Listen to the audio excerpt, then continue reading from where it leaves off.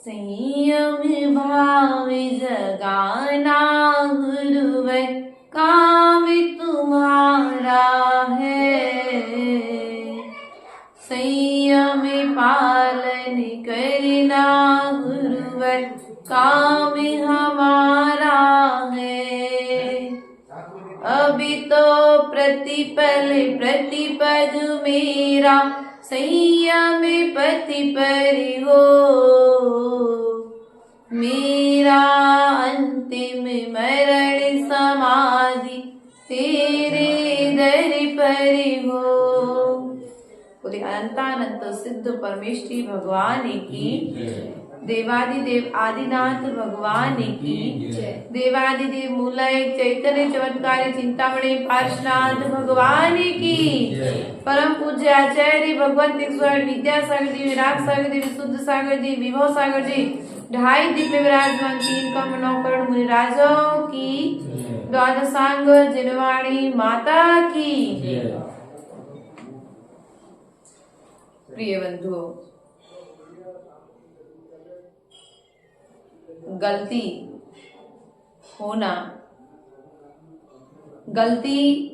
होना हमारी प्रकृति है। गलती की क्षमा ना मांगना हमारी विकृति है और गलती को सुधार करना हमारे भारत की संस्कृति है। इसलिए प्रयास और पुरुषार्थ करिए कि यह इंसान बचपन से लेकर के 55 तक गलतियां करता है, लेकिन गलतियों पर गलती करते हुए भी गलतियों के सुधार का विचार नहीं करता है। इसलिए भारतीय संस्कृति के हिसाब से वह इंसान नहीं कहलाता है, क्योंकि एक बार जो गलती करता है वह इंसान होता है, लेकिन जो बार बार गलती करता है वह शैतान होता है। और जो शैतान होता है वह कभी भगवान नहीं बन सकता है।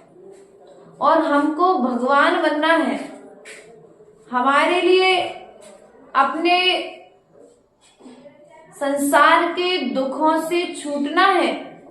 तो आचार्य भगवंत कहते हैं, यदि आपसे गलती हो गई है तो अब उस गलती की क्षमा मांग लो। क्या कर लो? गलती की क्षमा मांग लो। लेकिन सबसे बड़ी आज झगड़े की जड़ है, पहले तो गलती करना और दूसरी गलती की क्षमा ना मांगना। विवाद का कारण दोनों चीजें। चलो गलती कर ली, यहां तक तो ठीक था, लेकिन अब उस गलती को सुधारा भी तो जा सकता था, लेकिन हमने उसे सुधरने का मौका, अहंकार आकर के कहता है मैं तो सही था, मैं क्यों झुकूं। ये जो भीतर का अहंकार है ना, वो झुकने नहीं देता है, वो तुम्हें क्षमा मांगने नहीं देता है। और ऐसा करके हम अपने जीवन में कमठ के जैसे जीव पैदा कर देते हैं। इसलिए नम्रीभूत बनिए।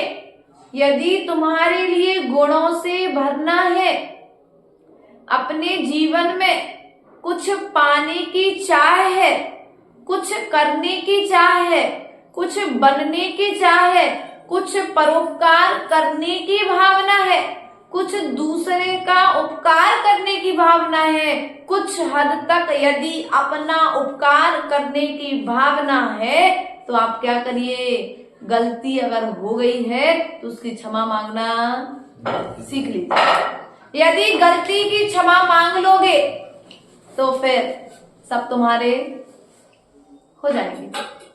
किसी को तुम्हें कहना नहीं पड़ेगा। लोग कहेंगे भैया कोई बात नहीं, वो तो गलती करता है, क्षमा मांग लेता है, बच्चा है अपना। लेकिन जब बच्चा यदि एटीट्यूड दिखाने लग जाए, स्थिति क्या होगी? आप लोग समझदार हैं, आप एक परिवार चला रहे हैं, एक समाज के सदस्य हैं, तो विचार करिए कि हमें अपनी गलती का सुधार कैसे करना है, जब तुम्हारी गलती तुमको ही ज्ञात है। कई बार ऐसा देखा जाता है, हम लोग चौकों में आहार करने जाते हैं और देख भी लेते हैं कि सामने वाला अशुद्ध हो गया, लेकिन फिर भी गलती स्वीकार। अपन कह दो भैया आप बिना सोला हो गए, हम नहीं हुए बिना सोला, हम तो गलती स्वीकार।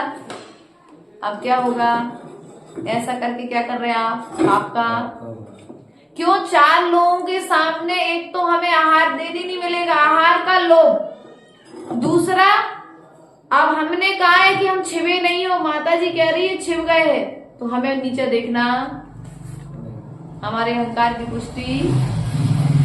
तो झूठ भी बोल जाते कि नहीं बोल जाते। और जब हम झूठ बोलते हैं तो उस झूठ का फल मिलना किसको है, हमको स्वयं ही तो मिलना है ना। तो प्रयास और पुरुषार्थ करिए कि यदि गलती हो जाए तो गलती को तत्काल मान करके उसकी क्षमा मांगना सबसे ज्यादा श्रेष्ठ है, गलती करके अकड़ने की अपेक्षा, क्योंकि अकड़ना तो मुर्दे की पहचान है और निभना इंसान की पहचान है। ये प्रकृति हमें झुकना सिखाती है भैया, प्रकृति हमें झुकना सिखाती है। जब बीज भूमि में जाता है और भूमि से दबना यदि स्वीकार ना करे तो वह बीज भी फल देने के योग्य नहीं है। वह पानी की बूंद यदि समुद्र में मिलना स्वीकार ना करे तो वह बूंद रहेगी, समुद्र के जैसी विशालता को प्राप्त नहीं होगी। इसलिए प्रयास और पुरुषार्थ करिए, गलती करके उस गलती के सुधार की ओर जाइए।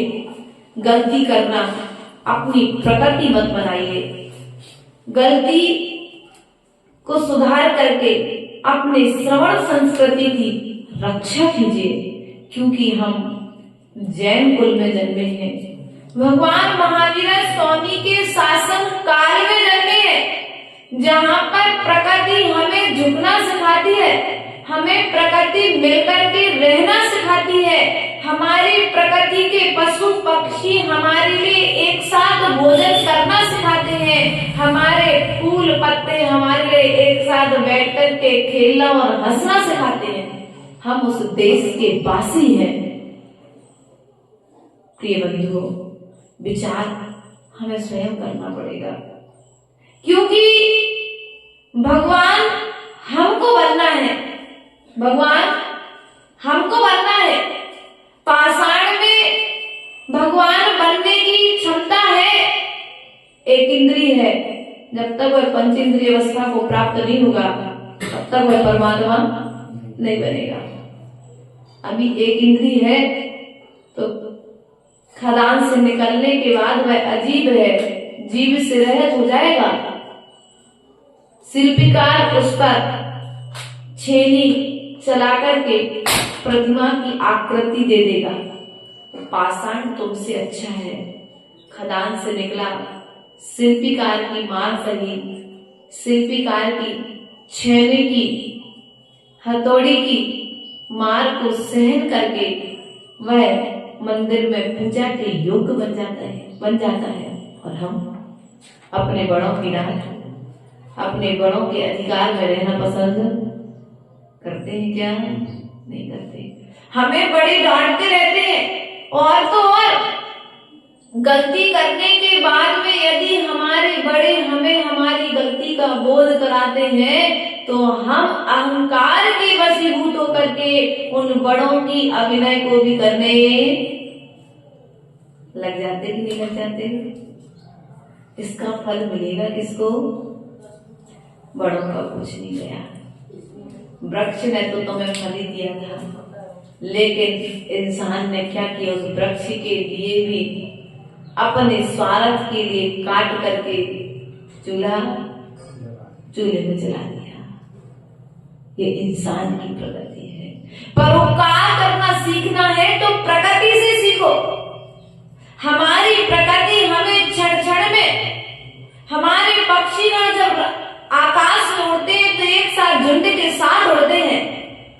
भैया आकाश में उड़ता एक पक्षी अच्छा लगता है कि आकाश में एक साथ पक्षी उड़ते तब अच्छे लगते हैं? कभी बैठे आप लोग आकाश तले बैठे? धन्नू भैया, संदीप भैया, आकाश तले कभी बैठे? और बैठने के बाद कभी संध्या कालीन बेला में आपने पक्षियों का झुंड जाते हुए देखा? एक पक्षी जाते हुए देखा होगा और पक्षियों का झुंड भी जाते हुए देखा होगा। आपको कौन सा पक्षी अच्छा लगा?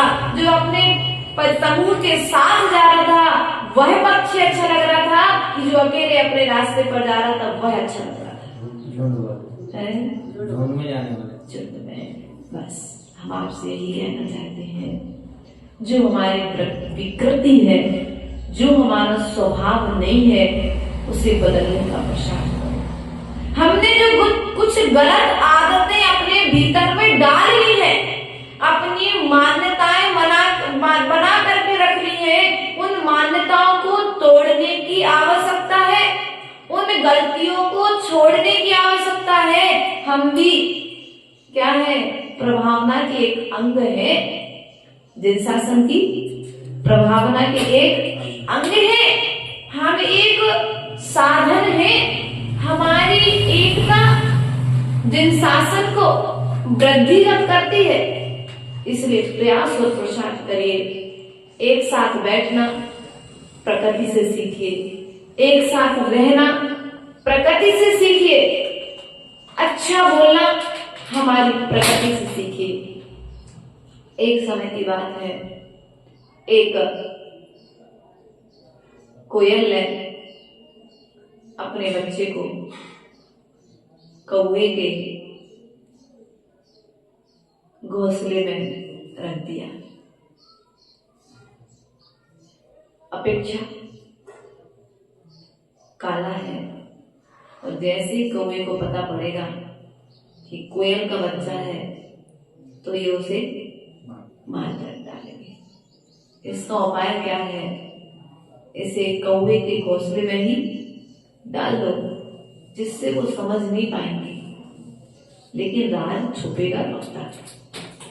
जब तक व्यक्ति मौन है तब तक तो राज छुपे हैं, लेकिन जैसे व्यक्ति का मौन खुलेगा तब तक ये राज भी बन जाएगा। और वह कोयल का बच्चा कौवे के बच्चों के साथ में रहने लगा, सब कुछ करता, लेकिन जैसे ही उसने बोलना प्रारंभ किया तो लोगों को पता पड़ गया, कौवा एक ग्रुप को पता पड़ गया कि यह कौवे का बच्चा नहीं है। स्थिति क्या हुई? तुम्हारे द्वारा जो झूठ मायाचारी छल कपट की जा रही है, धर्म करते हुए भी उस मायाचारी का फल आज तुम्हें लग रहा है कि कोई देखने वाला नहीं है। ध्यान रखना, जो सिद्धालय में बैठे ज्ञान भगवान है ना, उनके ज्ञान में तुम्हारे द्वारा किया गया प्रत्येक कार्य झलक रहा है। वो कुछ नहीं कहेंगे, लेकिन तुम्हारा कर्म तुम्हारे लिए आकर के फल देगा। इसलिए विचार करिए, किसी का बुरा मत करिए, किसी का बुरा मत करो, अर्थात बुरा कार्य करने का विचार मत करो। प्रिय बंधु, अपनी प्रकृति को बदलने की आवश्यकता है।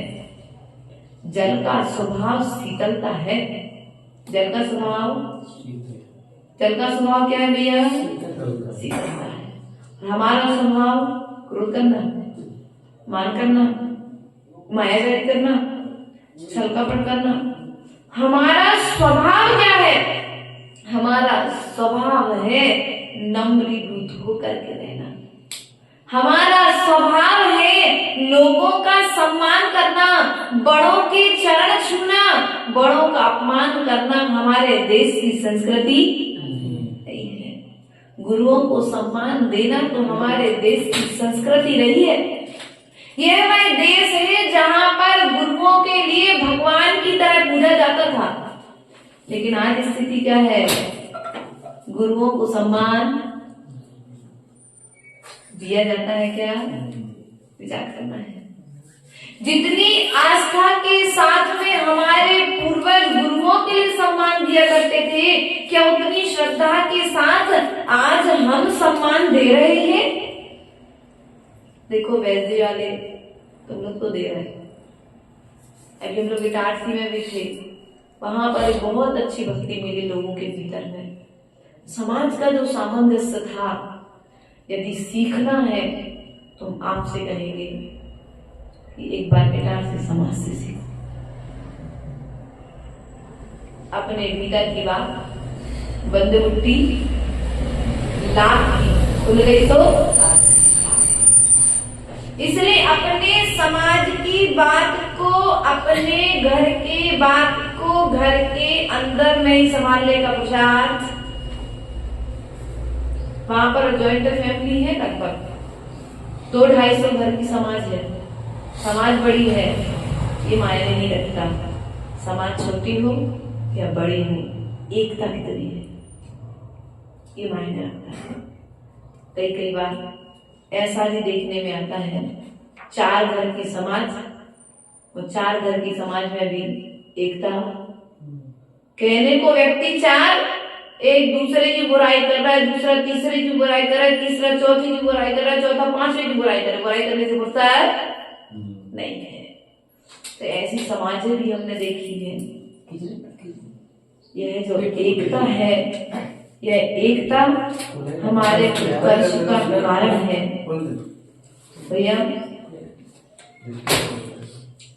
एकता हमारे उत्कर्ष का कारण है, और हम यदि अलग अलग रहेंगे तो हमारा विकास हमने अपने हाथ से रोक दिया है।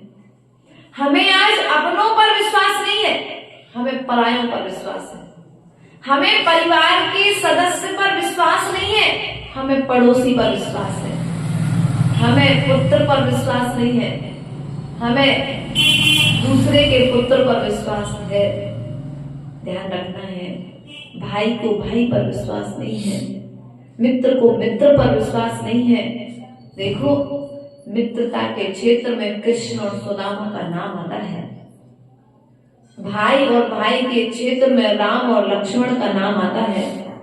आज स्थिति देखो, कलयुग आ गया है, और हम तो कलयुग के साथ साथ अपने विचारों में भी परिवर्तन। क्या होगा? हमारा समाज छोटी है। आप तो यहाँ बहुत अच्छे हो, लेकिन इस दूरभाषित यंत्र के माध्यम से हम सब तक ये बात पहुंचाना चाहेंगे, यदि तुम्हें अपने परिवार का, अपने समाज का विकास करना है तो एक ही बात कहेंगे कि मुट्ठी बांध करके रखो। अपने समाज की, अपने परिवार की, अपने पड़ोसी की, अपने मित्र की कभी बात दूसरे से कहने मत जाओ। यदि दूसरे से कहने जाओगे तो लोग तमाशा बनाएंगे, तुम्हारी हंसी उड़ाएंगे। आज लोग वैदेही के नाम पर सौभाग्य मान रहे कि 30 घर की समाज, जिसके विषय में बैतूल जिला कभी सोचता नहीं था, वो समाज इतना श्रेष्ठ कार्य करने जा रही है। एक बच्चों में लहर है, माता जी आप तो काम बताओ, हमें करना क्या है। युवा मंडल अपने हिसाब से दौड़ भाग कर रहा है, हमारे बुजुर्गजन अपने अपने शक्ति के अनुसार सेवाएं प्रदान कर रहे हैं। तो प्रिय बंधु, हमारी प्रकृति जो दोष देखने की हो गई है, उस प्रकृति को हमें बदलना पड़ेगा। यदि हम आपस में एक दूसरे को देखते रहेंगे, और देखना अच्छी बात है, प्यार से देखो तो बुराई नहीं है, लेकिन गुस्से में देखोगे, अविश्वास के साथ देखोगे तो तुम्हारा जीवन में कांटे तुमने स्वयं बोए हैं, कोई दूसरा नहीं बोएगा। कांटे या बबूल का पेड़ भी देखा है, वो गुलाब का पेड़ भी देखा है, लेकिन ध्यान रखना, व्यक्ति को गुलाब की जरूरत है, गुलाब के कांटे की जरूरत है। और जो हमारा विकृत स्वभाव है, वो वह हमारे लिए उस गुलाब की खुशबू ले नहीं दे रहा है। अर्थात हमारा क्रोध, मान, माया, लोभ, अहंकार, मायाचारी छलकापट जो चल रहे हैं भीतर में, बाहर में नहीं चल रहा है, भीतर में चल रहा है। हम दूसरे को छल करके खुशी मान रहे हैं। ध्यान रखना, तुम दूसरे को नहीं छल रहे हो, तुम अपने आप को स्वयं छल रहे हो। भैया, हम अपने आप को स्वयं छल रहे हैं। और ध्यान रखना, जो देव शास्त्र गुरु को छलता है, क्या कहा? देव शास्त्र और गुरु को छलता है, वह नरकों में जाकर के उछलता है। उसे नार की जिप फुटबॉल की तरह उचकाते होगा। इतनी वेदना उसे मिलती है। इसलिए देव के लिए छलना बंद करो, शास्त्र के लिए छलना बंद करो, गुरु के लिए छलना बंद कर दो। वरना गुरु के पास आकर के कहते कुछ है और करते कुछ है। इसलिए आप अपनी प्रकृति बदलिए, आप विकृति से बचने का पुरुषार्थ करिए। और हम तो ये कहेंगे, यदि श्रावक छलता है तो श्रावक नरकों का पात्र है, और यदि कोई साधु श्रावक को छलता है तो वह साधु ही नरकों का पात्र। वरना कई बार ऐसा होता है तो हमारे भक्तों दूसरे साधु को स्थान, हाँ नवनीत, तो हमारी सेवा करते हो ना। अब नवनीत हमारे मन में ऐसा विचार आ गया, नवनीत हमारे से जुड़ा है, कहीं दूसरे से ना जुड़ जाए। तो नवनीत ने पूछ लिया कि भाई माता जी, नगर में दूसरी माता जी आई है, बताओ बुलाएं कि नहीं बुलाएं। यदि हमारे मन में ईर्ष्या का भाव होगा तो हम कहते क्या जरूरत है, आ रही सो आहार करा दी और ब्याह करा देगी, ज्यादा रुकने की जरूरत। लेकिन यदि साधु सम्यक दृष्टि होगा, सम्यक ज्ञान को धारण करने वाला होगा, सम्यक चारित्र का पालन करने वाला होगा, तो वो यही कहेगा कि भैया तुमसे जब तक बने तुम रत्नात्रय धारी की सेवा, हम तो तुम्हारे नगर में नहीं आ पा रहे, लेकिन तुम्हारे नगर से जो साधु विचरण कर रहे हैं, जिस तरह से तुमने हमारी सेवा की है उसी तरह से उनकी सेवा। ये कौन कहेगा? सम्यक दृष्टि जीव कहेगा। और जो मिथ्या दृष्टि जीव होगा वो क्या कहेगा? भैया तुमने हमारी सेवा जैसी करी है वैसी सेवा अपनी परंपरा ने छोड़ियो, अपने गुरु की परंपरा नहीं। भैया साधु के आगे कोई परंपरा नहीं होती है, इसलिए ध्यान रखना, क्योंकि तुम्हारे द्वारा की गई सेवा ही तुम्हारे लिए समाधि का कारण बनेगी। इसलिए तुम प्रकृति में आने का पुरुषार्थ करो। विकृति में तो हम अनादि काल से रह रहे हैं, विकृत आचरण तो हम अनादि काल से कर रहे हैं। अब हमारा जो स्वभाव है, हमें उस स्वभाव के अनुसार आचरण करने का पुरुषार्थ करना है। हमारे पास बात आई, पहले तो ये था कि मात्र 15 पीछे आ रहे आचार्य हो जाएगी। तो बेटा नवनीत संदीप भैया याद है ना, सागर पहुंचे थे, बोले कितनी पीछे? हमने 15 पीछे लगभग आएंगे आचार्य शिवम में से। 15 के बाद कुछ दिन बाद खबर आई, बेटा इतने साधु और हमें स्वागत है। कुछ दिन बाद और खबर आई, इतने साधु और निकल सकते हैं। हमने कहा भैया समाज छोटी है लेकिन हमारी समाज का उत्साह बड़ा है, जितने साधु आएंगे उतने साधु अपना भाग्य अपने साथ में लेकर के आएंगे। हमें उनकी सेवा करने की जरूरत, क्योंकि साधु आएगा तो पुण्य भी लेकर के दो। घबराने की जरूरत क्या है? हमें मात्र रुकने की व्यवस्था तो देना है।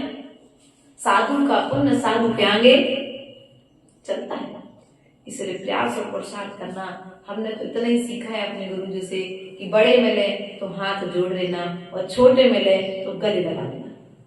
तुम्हारे कर्म की निर्जरा विरोध नहीं करना, कभी बड़ों का विरोध नहीं करना, कभी बड़ों की बुराई नहीं करना। यदि बड़ों की बुराई करोगे तो बड़ों की बुराई करने से बड़ों का बुरा होने वाला नहीं है, हमारा स्वयं को बुरा हो जाएगा। इसलिए प्रयास और पुरुषार्थ करिए। अपने जीवन में जो विकृति है बुराई करने की, दोष देखने की, ये दोष देखने की जो विकृति है, दूसरे का अपमान करने की, व्यक्ति दूसरे को नीचा दिखा करके, अरे मैं सही कह रहा था, तुम तो गलत हो, तुमने क्या किया, नहीं, ऐसा नहीं होना चाहिए। ध्यान रखना भैया संदीप, आज यदि इतना बड़ा पंचकल्याण प्रतिष्ठा महोत्सव होने जा रहा है तो ध्यान रखना, ये तुम्हारे अकेले पुण्य और पुरुषार्थ से नहीं हुआ। इस बात के अहंकार मत आ जाना। हो सकता है जो बच्चा अभी किसी के गर्भ में है, उस बच्चे का पुण्य भी तुम्हारे इस मंदिर के उद्धार में लगा हुआ है। उस बच्चे का पुण्य भी इस जीर्णोद्धार में कहीं ना कहीं काम, वो बच्चा हो सकता है तुम्हारे पुण्य की सेवा, उसका पुण्य तुमसे सेवा करा रहा है। क्योंकि गाड़ी जब बनती है तो मात्र 4 चक्कों का नाम गाड़ी नहीं होता है, 4 चक्कों में लगे एक एक पैंच पुर्जे का नाम गाड़ी होता है। और यदि एक भी पैंच पुर्जा ढीला पड़ गया तो गाड़ी आगे नहीं बढ़ती है क्या? नहीं बढ़ती। उसी प्रकार से यदि आप इतना बड़ा कार्य करने जा रहे हो तो हम तो कहते हैं वो 10 साल का जो बच्चा है, उस 10 साल के बच्चे ने तुम्हें पैसा नहीं दिया, तुम्हारे साथ बाहर में कोई चंदा आदि करने के लिए नहीं गया, लेकिन उस बच्चे ने इतनी तो भावना आई है कि चलो पापा जी बाहर गए हैं, मैं मंदिर के बाहर जाकर के ईंट उठा करके तो अंदर दे दो। ध्यान रखना माताओं, अगर तुम्हें मंदिर में तसला उठाने का सौभाग्य मिल जाए तो पीछे मत हटना, क्योंकि तुम किसी का घर बनाने नहीं जा रहे हो, भगवान का जिनालय बनाने जा रहे हो। और जो यहाँ पर भगवान की जिनालय बनाने के लिए कार्य करता है, वह अगले भाव में जाकर के रत्नों के महलों में निवास करता है। इसलिए पुरुषार्थ करिए, अपने पुण्य को जगाइए। पुण्य तुम्हारे दरवाजे पर आकर के दस्तक दे रहा है, तुम्हें आमंत्रण दे रहा है, लेकिन यदि तुम अभी दरवाजे बंद कर लोगे तो पुण्य दूसरे के दरवाजे कल ही। देखो, अपन ने यहाँ की महिमा बताई और हमारे श्रीमान राजकुमार जी जैन, जो वर्तमान में राजनाथ गांव में निवास करते, पहले रायपुर निवासी थे, उन्होंने जीर्णोद्धार के लिए कुछ राशि यहाँ पर देने की घोषणा की है ना। हमारे पास में बात आई दीदी के माध्यम से, तो देखिए पुण्य तुम्हारे दरवाजे पर आकर के दस्तक दे रहा है दीदी। लोग दूर दूर से दान देने के लिए अपने नाम भेज रहे हैं। कोई बाहर से प्रतिमाएं भेज रहा है, तो कोई बाहर से परिकर भेज रहा है, तो कोई बाहर से साधुओं के आहार चर्या की व्यवस्था कर रहा है, तो कोई साधुओं के विहार की व्यवस्था कर रहा है, तो कोई साधुओं के लिए भैया नाना तरीके से सहयोग। भैया गाँव छोटा है लेकिन है सब जन शासन के भक्त हैं। भले रायपुर में रहे चाहे तुम्हारे राजस्थान में रहे, लेकिन भैंस देही को सबने अपना मान करके रखा है, तो सब अपनी शक्ति के अनुसार इस क्षेत्र के लिए अपना पैसा।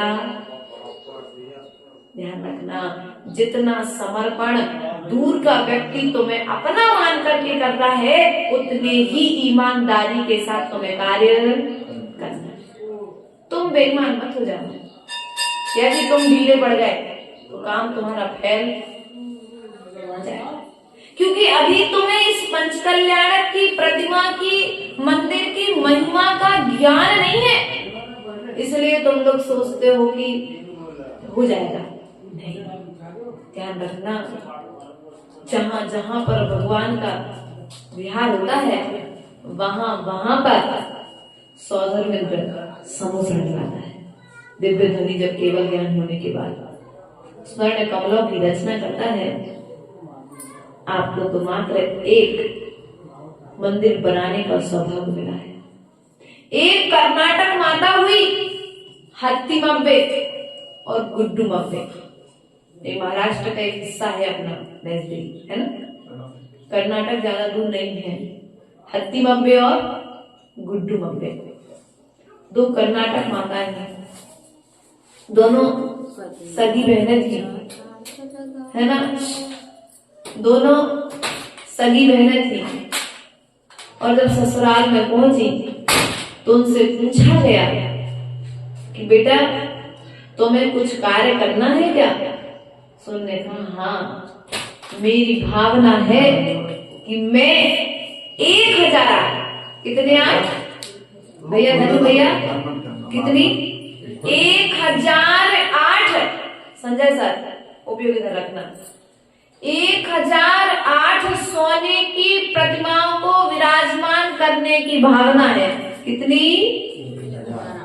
1008 सोने की प्रतिमाएं उन कर्नाटक माताओं ने प्रतिष्ठित करवाई और प्रतिष्ठित करवा करके उनको नगर नगर में भेजा।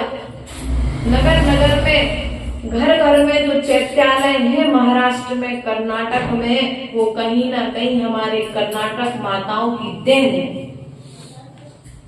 उन्होंने नियम बना लिया कि जब भी नगर में किसी बच्ची का विवाह होता था तो उस विवाह के साथ में वे एक प्रतिमा, एक शास्त्र और एक गाय, पूजन के बर्तन और जाप की माला उनको विवाह के साथ में भेंट किया करते थे। राज स्थिति क्या है, इसकी महिमा को जानो। भगवान की प्रतिमा को विराजमान करने के लिए तुम्हें एक जन्म का पुण्य नहीं चाहिए, तुम्हें जन्मों जन्मों का पुण्य चाहिए है। क्योंकि पुण्य के काम पुण्य के उदय में होते हैं, पाप के काम पाप के उदय में होते हैं। पुण्य की कमाई पुण्य के क्षेत्रों में लगती है और पाप की कमाई पाप के क्षेत्रों में लगती है। ध्यान रखना है। तुम्हारे यदि ईमानदारी की कमाई है धनु भैया, तुम अंदर में लगेगी। यदि तुम्हारी बेईमानी की कमाई है, तुम सोचोगे कि हमें देना है, लेकिन दे नहीं पाओगे। कहीं ना कहीं कोई ना कोई अंतराय, कभी अहंकार आड़े आएगा। कोई कहे अरे यार भीतर से बहाने आ जाए, उन्हें कहीं तो है ही नहीं है हमसे, हम कायदा है दान, ऐसा भी उन्हें तुम्हें बुलावा ही नहीं है। तो तुम्हारा पैसा धन की गति तीत, दान भोग के नाश। या तो दान कर लो या भोग कर लो या फिर नाश तो उसका, जब तुम्हारे अंग नहीं लगी तो उसका नाश तो हो नहीं है। और फिर जोड़ जोड़ करके पुत्र को दे करके जाओगे और पुत्र यदि व्यसनी निकल गया तो क्या करोगे? इसलिए जितना धन का उपयोग करना है अपने जीते जी उस धन का दान करके साधुओं की सेवा में, भगवान जिनेंद्र देव की सेवा में कर लो। जीते जी कर लो जो काम करना है। मरने के बाद तो 2.5 फुट का कफन तुम्हारे लिए दे दिया जाएगा बस, और तुम्हारे तन पर जो कपड़े होंगे वे भी कपड़े मरने के बाद। देखो मायाचारी इस जीव की, मायाचारी जो दादाजी जीवन भर धन कमाते रहे, धन कमा कमा करके जिन्होंने इस परिवार का पालन पोषण किया, सो अंत समय में व्यक्ति को उनके जाने का तो दुख है, लेकिन संपत्ति से मोहे दादाजी के हाथ में सोने की अंगूठी थी, वो कौन ने ले ली? उस पैसे दादाजी तो पड़े हैं, चले गए हैं, और भाई भाई की लड़ाई। सोने की अंगूठी, पैसे अंगूठी कहाँ गई? दादाजी के प्रॉपर्टी के कागज, संपत्ति किसको ज्यादा मिली है? पहले दाह संस्कार बाद में करेंगे। पापा जी ने संपत्ति किसके नाम पर की है, माँ ने संपत्ति किसके नाम पर की है, उसके बाद में हम आगे का काम। हमारी विकृति देखिए, ये भारतीय संस्कृति नहीं थी, ये हमारे विचारों में जो विभाव परिणाम आ रहे हैं, ये जो विकृति आ रही है, ये विकृति हमारे दूषित भोजन के कारण से आ रही है। हमारा भोजन दूषित हो चुका है। अभक्ष भोजन हमारे मन को भ्रष्ट कर रहा है, हमारे वचनों को भ्रष्ट कर रहा है। तो भैया धनु जी, नगर में यदि कोई बड़ा होता था तो बहुएं बेटियां जब निकलती थी, हमने देखा है, तो सिर्फ घर के ससुर नहीं, समाज के भी यदि कोई बड़े वरिष्ठ बैठे हैं दादाजी, तो क्या होता था? सम्मान देते थे। नहीं घर के सदस्यों को अकेले नहीं, पूरे आदर्श समाज के भी यदि कोई व्यक्ति है तो सब समाज की बहुएं उनको सम्मान। आज स्थिति क्या है? आपस में एक दूसरे को सम्मान देना, एक दूसरे का कहना मानना बंद कर दिया है। क्यों? क्योंकि विश्वास ही नहीं है। आज बच्चा ज्यादा पढ़ लिख जाता है, कमाई पापा से ज्यादा हो जाती है तो पापा से कहता है आप क्या जानते हो, हम जितना जानते आप कुछ नहीं समझते हो, हम जानते हैं हम बाहर रहते हैं। उस बच्चे ने इतना पढ़ लिया कि अपने पिता को नालायक आप कुछ नहीं समझते हो। जिस बाप ने बचपन से लेकर के उस बच्चे को 50 साल का कर दिया, कमाने योग्य बना दिया, लेकिन अब वह बच्चा जब अपने मुख से पिता को गालियां देता है, पिता को नालायक समझता है, तो बाप सुकुड़ करके रह जाता है। वह यही सोच लेता है कोई बात नहीं, ये भी मेरा कोई पाप कर्म का मौन रह जाता है। और कोई दूसरा यदि बाप का अपमान करता है तो बाप तत्काल उसका, लेकिन अपनी कहते ना अपनो मोड़ा यदि जांग पे गंदगी कर दे तो जांग काटी नहीं जाती, जांग को साफ कर लेते हैं। अब बड़ों ने तो विनम्रता ला ली, लेकिन छोटों ने उदारता नहीं छोड़ी। इसलिए प्रयास और पुरुषार्थ करिए। अपनी जो विकृति हमने बना ली है उस विकृति को त्याग करने का पुरुषार्थ करो, उसे छोड़ने का पुरुषार्थ करो। हम तो ये कहेंगे विकास चाहते हो तो बड़ों को सम्मान दो। मनीष भैया घर में माँ है बेटा, जब भी घर से निकलो माँ के चरण छू के निकलना। सबसे पहले उठो माँ के चरण छू लेना, स्नान करके भगवान के आके चरण छू लेना। तुम्हारे जीवन में कोई अमंगल नहीं होगा, कोई दुर्घटना नहीं होगी, और तुम जो चाहोगे मैं वो चीज मिल जाएगी। समय लगेगा लेकिन मिल जाएगी। इसलिए अपने बड़ों को जितना हो सकता है उनकी विनय करने का पुरुषार्थ करो, प्रयास करो, अपनों पर विश्वास करो। परायों पर विश्वास करके हम अपनों के साथ विश्वासघात करते हैं। संजय सर, हमें परायों पर विश्वास है लेकिन अपनों पर विश्वास, पत्नी पर विश्वास नहीं है, पुत्री पर विश्वास नहीं है। ध्यान रखना है कि जब तुम्हारे जीवन में कोई समस्या आएगी तो तुम्हारे अपने तुम्हें सहयोग करने के लिए आएंगे, पराये नहीं आएंगे। अपने वाले का दिल तो पिघल जाएगा, पड़ोसी का दिल पिघलेगा कि नहीं इसकी कोई गारंटी नहीं है। इसलिए प्रयास और पुरुषार्थ करो। जो हमने गलती करने की प्रकृति बना ली है, कोई बात नहीं, उस गलती को हम सुधार करेंगे। गलती करने के बाद क्षमा मांगने की, ना मांगने की जो विकृति बना ली है उसे छोड़ने का प्रयास करेंगे। और अपने जो भारत की संस्कृति है क्षमा मांगना, उसे हम अपने जीवन में लेकर के आएंगे तो निरंतर हम विकास को प्राप्त होंगे। इसलिए आज एक ही काम करना है आपको। आपके जो नगर में आपसे बड़े हैं, छोटे हैं, जिनकी भी दिल से बुराई है, खैर यहाँ तो हमें नहीं लगता किसी की होगी, किसी से है क्या? नहीं है, क्योंकि सब एक में एक होकर के जा रहे हैं, मंदिर के काम में लगे हुए हैं। लेकिन फिर भी यदि कोई एक आध हिस्सा हो और रह गया हो तो आज जाकर उससे क्षमा मांगे। पता नहीं कौन से मोड़ पर वो व्यक्ति तुम्हारे काम में आ जाए। इसलिए प्रयास और पुरुषार्थ करो। हमारे इस नगर में देखो, आज अपन सुबह शांति धारा कर रहे थे, कितना अच्छा लग रहा था भैया। हम तो जब पहुंचते हैं पारसनाथ के समोसण में तो ऐसा लगता है कि आज से 500 साल पहले जिस व्यक्ति ने मंदिर बनाने की, प्रतिमा विराजमान करने की कल्पना की होगी, उसका अगर वो जीव स्वर्ग में होगा और स्वर्ग से देखता होगा तो उसके हृदय को ठंडक मिलती होगी, उससे प्रसन्नता होती होगी कि देखो मैंने प्रतिमा रखवाई 1400 वर्ष पहले। जिन आचार्य परमेश्वरी ने उस प्रतिमा पर सूर्य मंत्र दिया होगा, उन आचार्य परमेश्वरी जब वे स्वर्ग से देखते होंगे तो उन्हें भी प्रसन्नता होती होगी, नहीं होती होगी। और जो कार्य हम कर रहे हैं उस कार्य की प्रसन्नता सर्वत्र सभी जीव को हो रही है और सभी जीव आपका सहयोग कर रहे हैं। इसलिए अपने पुण्य को बनाए रखने के लिए भीतर में विश्वास बनाइए। पहले अपनों पर विश्वास कीजिए। अपनों पर यदि विश्वास करोगे तो निश्चित तुम्हारे विकास के द्वार निरंतर खुले रहेंगे। इन्हीं भावनाओं के साथ में बोले परम पूज्य आचार्य गुरु विभव सागर जी महाराज जी की जय।